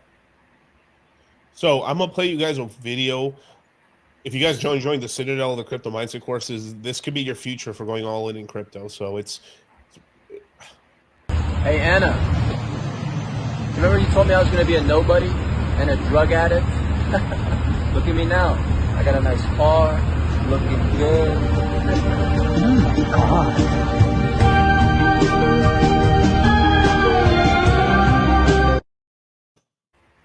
Damn, that's painful to watch. One of the barbers in Miami told me a story about a crypto guy. He went through that. I was like, yeah, yikes. Yeah, I mean, some of the stories we've talked about and stuff. I mean, like the one that actually, like, it went a little viral on Instagram when I talked about it, but we talked about that guy, that NFT founder that Fresh knew from Miami, that blew all his cash in the clubs. Like, was working in Chipotle. I was like, people were mad at me for feeling bad for him. Everyone's like, good, he's a loser, he lost all his money and shit. Don't feel bad for that fuck. I was like, my bad for having some compassion.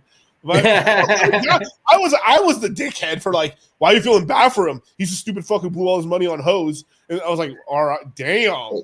Bro, all right. We're in the Hunger Games / Squid Games, era. So, there's no room for compassion. We ain't got time to bleed. Yeah.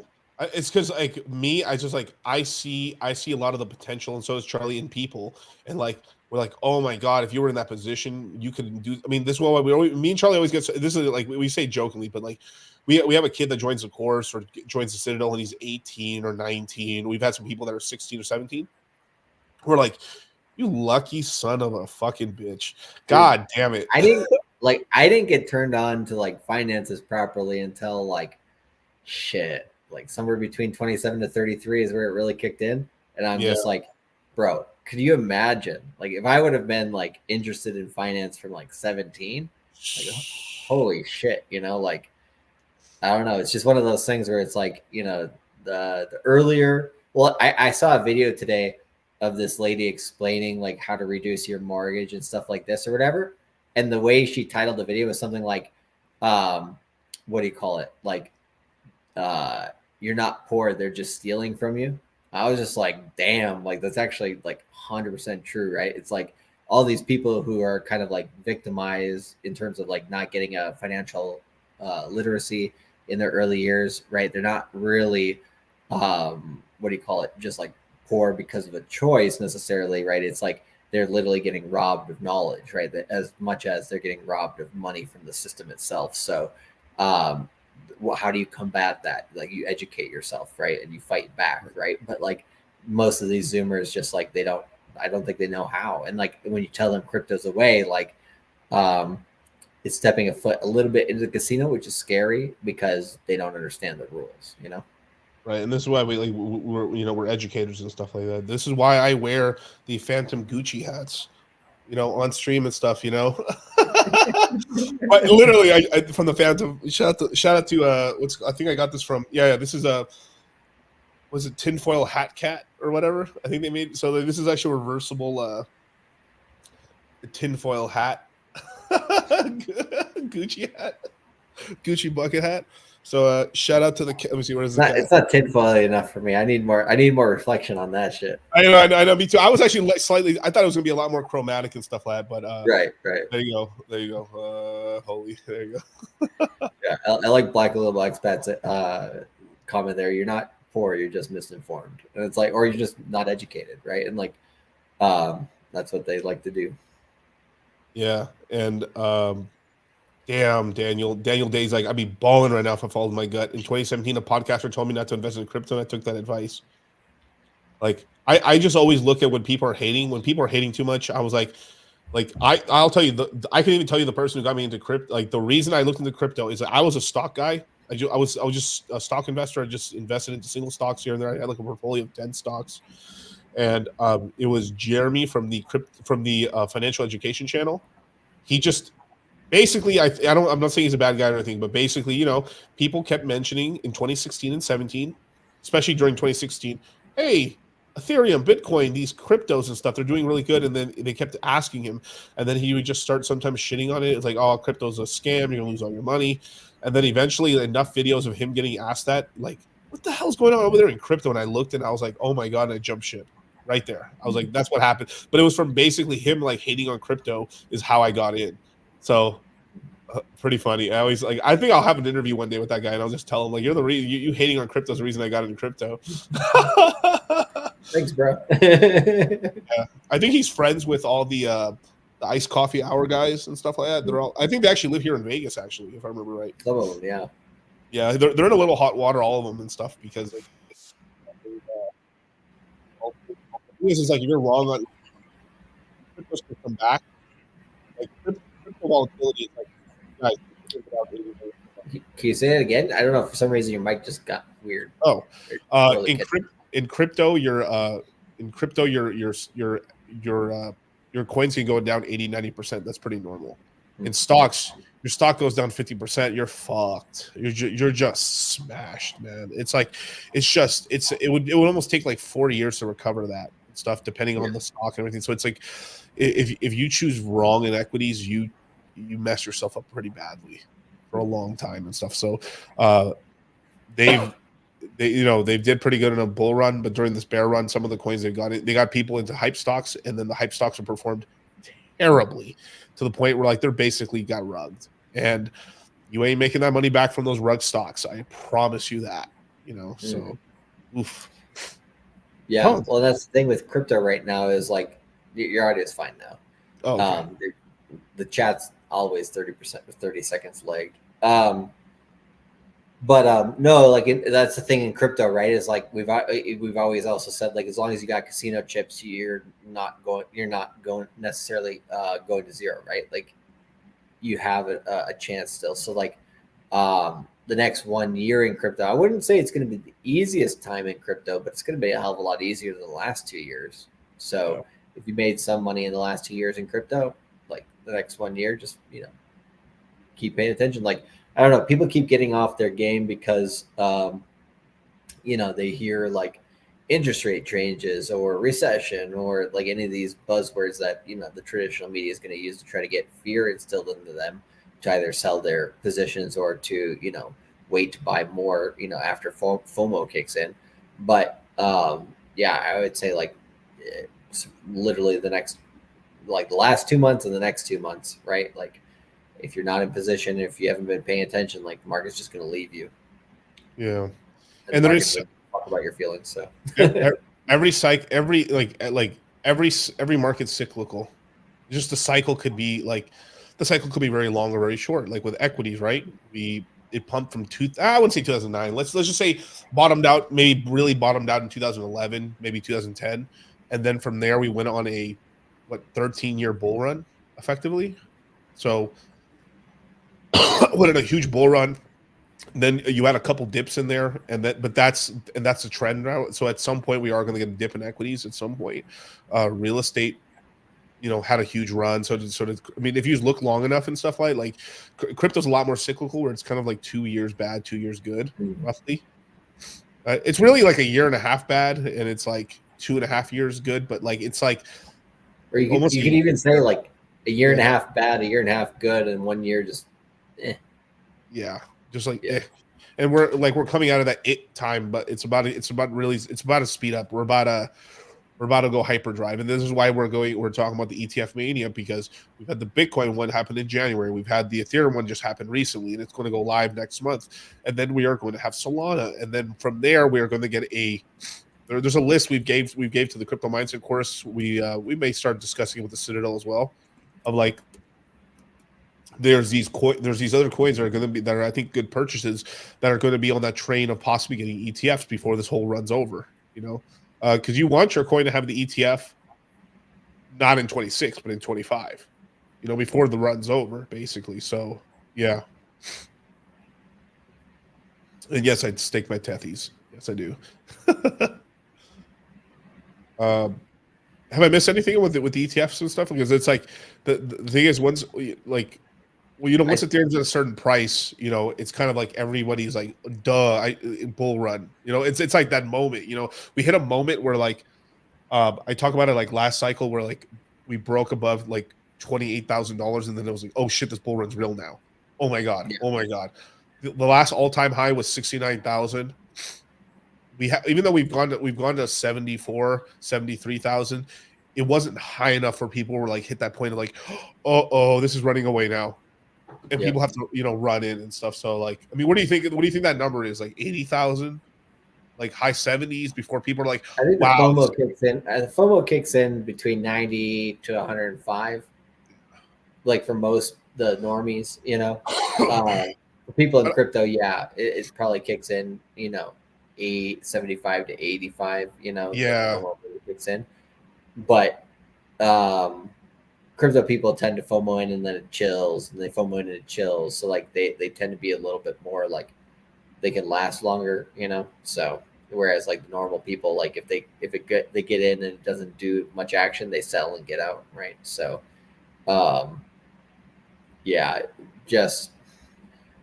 would say like we're at this point in the market where there's still enough negativity or uncertainty that like, hey, that's great. There's still fear, right? Like you don't want to be buying into greed. You want to be buying into fear. And like the fact that there's still fear that this market might not perform in the next 1 year or might not do what everybody expects it to do, like that's what you want to buy into. Like if you're buying into, over exuberance or confidence or whatever, you usually lose money on that more than you don't versus, if you buy into fear, unless you're buying into something just retarded, like you tend to do way better. Yeah, I mean, this is one of the popular examples is like everyone and their mom was trying to get me and Charlie to talk about like PDI, right? Well, when everyone's talking about PDI, it's probably not the good time to buy it, right? And then I was like, oh, no one's talked to me about PDI in a long time. Let's see the chart. Damn, that's took a shit.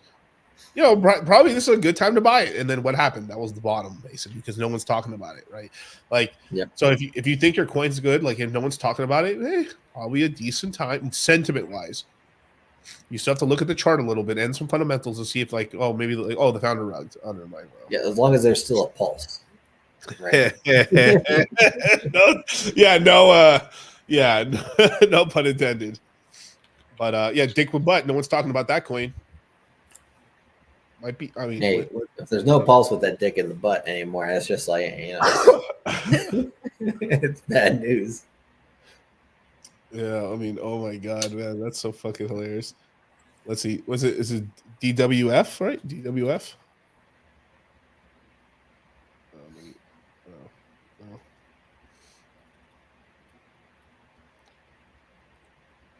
All right, let's look. Zero. Just zero. Just zero. Yes. Are you on the hour chart or what? Oh, I don't know the 4 hours because I try to go to the daily, but it's like you gotta press log and see if it does anything on that. Because on the bottom right, right there, there you go. And then like scale up the price side, like pull up on there you go. Yeah. Yeah, I mean it hasn't done shit really, but like I mean right now the thing is like the main thing with these coins right now is because like Pulse Chain isn't doing nothing right now, and the talk is like right now on. It seems like the whole Pulse Chain thing went from like these tokens, and it's gone more off to like people are just launching the next new token. It's sort of like we got into like like a lottery system where like we're launching. It's like a new token launching every day or an airdrop from a new token and stuff like that, and. This is when you pick up like this is when like a BBC is a good investment, or maybe this token because it's still 4.5 million market cap. It's not zero. This is when like maybe a teddy bear might be a decent one, or like what a little bit of the ones that have a little more brand almost anything, right? You like there's you know, like like whatever meme, if it's Tang Gang meme, if it's a Dick with Butts meme, if it's a teddy bear meme, whatever, right? Like the flavors less relevant than like does it have a following and right. Is it like consolidating and gaining again, right? Like the narratives with those things are always very thin. Definitely. Now Ma asked, are we gonna have an interview with GG again? We will. We definitely will. Yeah. He was just really out of action because he cut his leg very badly. Like he almost lost his ability to walk on his right leg, I believe. He's in a boot for a while, yeah. Yeah, so he's out of the boot now and he's starting to walk around and stuff like that. He's like managing F&F now. It's hilarious. But yeah, he's the homie. I just talked to his brother today and stuff like that. We're having a bunch of streams re-uploaded everywhere and stuff like that. So we're gonna have those streams me and Charlie did upload it again onto their channels and stuff. So yeah, we have a scheduled interview with them pretty soon and stuff. You know, we have to go out to Miami because they're out of Miami, but he has told me he is going to be traveling out here to Vegas as well because he's able to travel now. So we're gonna start doing some interviews and stuff. So shout out to all the shout out to GG33. Can't keep the degenerate gamblers out of Vegas, you know. Yeah, Vegas is fun, man. Like you can't I think that's his main gripe with like he said it used to be worse, but like his main gripe with like living in Florida is just so hard to sports bet sometimes. You'd have to really go out of his way, but now with the hard rock and all that stuff, it's a little easier now. Right. Yeah. Oh, Ma's like asking you to double down on that bet. I'm down. It's a matter of if he's willing. How much did you bet? How much did you bet? 20K that Bitcoin would be above 100K before the end of November 2025. I'm not saying it's a lock, but hey, I'm good with it. So, you know, I'd be more than willing to double down, but like, you know, hey, you know, I don't want to just take money from, you know, from kids, you know, it's just like one of those things that's like, well, at some point, you know, it's just like, because the way I'd rather make it go is I'll take the 20K when Bitcoin gets past 100K, then I'll be like, okay, you know, take another 20K and then put it into, you know, XYZ coin at the time, you know, because like at that point we go from 100K to 150K, you know, on Bitcoin, and you know, so there's plenty of altcoins where you can more than double the money, and like then it's not a loss for him, not a loss for me. Everybody's happy. We all made money. Yay, let's go, right? Yep. But hey, you know, that's in a perfect world. But hey, just screw it. Let's just double down on it, and then I'll tell him nothing about the crypto market. And then yeah, I'd be so shocked if that didn't happen. I'd be like, wow, that's bad. It is what it is. But yeah, man. I mean, like right now, you guys should be DCAing and seriously looking at some of your investments and just not just doubling down, but like getting those buys in now before things really heat up. I mean, we're like a few weeks away. Maybe it starts heating up a week from now, and that's it. And then it starts starts kind of bubbling up a little bit. We're going to see, but I think the market's going to wait to see what kind of numbers come out of those sales, basically. Yeah, for sure. Oh my god. I love it. So Charlie, you're back on YouTube on Tuesday, correct? Correct. At 2:30 to 3:30 p.m. Pacific Standard Time ish. Yeah, and I'll be back Monday, Wednesday, Saturday at 5 p.m. Pacific Standard Time and 7 on Wednesday. So yeah, we meet Tuesday through Friday. Yeah. So and then next Moon Gang will be on Charlie's channel and stuff. So we're just rotating the Moon Gang around and stuff like that. So it'd be one of those things where eventually people will be like, I can't remember which channel it's supposed to be on. Check both, motherfuckers. It's all good. Just make sure you subscribe. Like, come on. There's a subscribe and a notification bell. I didn't even know that, Charlie. Whoa. Yeah, imagine this, right? So definitely, and if you want the updates, we always post inside the Citadel. Join the Citadel today, man. We always post the YouTube links in there. Our reach isn't stifled in there, which is really awesome. So YouTube sometimes only shows if we have 33,000 people following, they might only show it to 33 to 3,000 people. Initially and stuff, and over time that's how it sort of works and stuff. So if you want to be up to date, follow both channels and follow our Instagrams and follow our stuff. I have my link tree. Please don't follow the fake Charlie and Miguel.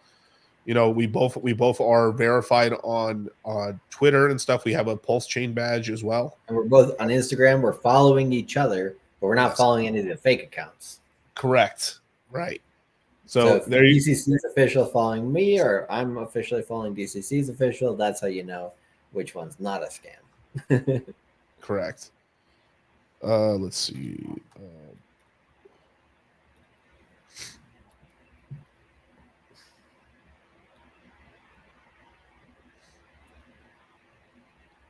Oh, okay. But yeah, man. And yeah, Franklin's right here with a solid X price. It's probably I actually saw some post people shit talking it the other day. Maybe now. Yeah, that you see that you have to be counterintuitive. It's like everyone's making all these doom posts and stuff. As the founder rugs, is the firewall still there? Is everything good?